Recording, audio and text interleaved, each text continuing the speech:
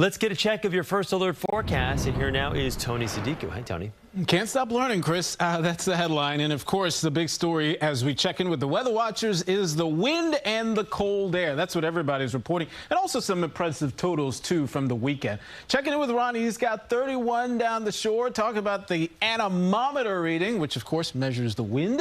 3 to 18 miles per hour. But then you get the gusts, those short bursts of winds. And that's what gets the house shaking. Reporting some of that, too, across the area. And some pretty pictures. Some ice accumulating through parts of the area. Bob's got that in Berryville. I'll tell you, though, the concern as we get into the week is going to be you get all this ice that's accumulated over tree branches, maybe even power lines. When's it going to melt? Temperatures struggle to get above the freezing mark all week long. I'll show you where we are right now as we check in with some current conditions in and around the city. It's partly cloudy, but blustery, 30 degrees. Look at that wind, 53 miles per hour.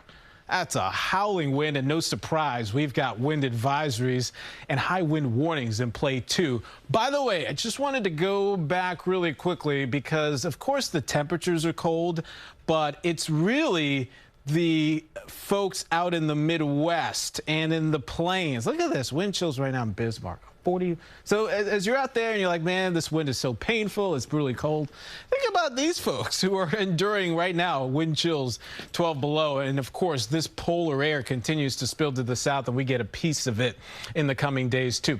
Quick check. We do have snow squall warnings. This is just for northern tier of Sullivan County. So watch out. You know, places like Liberty, some of this might approach, say Callicoon or Bethel. I don't see really much of this surviving that far south. So it's really 84 to the north is where I would maybe see a flake or two. Remember, with the reduced visibility, that could be an issue, too, as you are out and about. So otherwise, air is dry. Wind chills this afternoon. Teens, maybe into the low 20s. Then tonight it gets even colder. The winds start to back up, but you're feeling it out the door. And then the focus will be on that next system late Wednesday into Thursday. It's system will pass to our south and east, but right now it looks like it stays far enough away that it's only we only get brushed by the snow. So right now the early call is for very light accumulations up to a couple of inches, especially city, south, and east. We'll continue to watch it.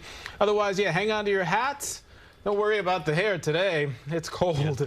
Numbers sub-freezing most of the week. Weekend, though, does improve. It is nice to not have to worry about the hair. I agree. That's why I cut it all off. I'll tell you, it's not easy. I've got the big hood, the hat, whatever it takes. Good luck. Yeah.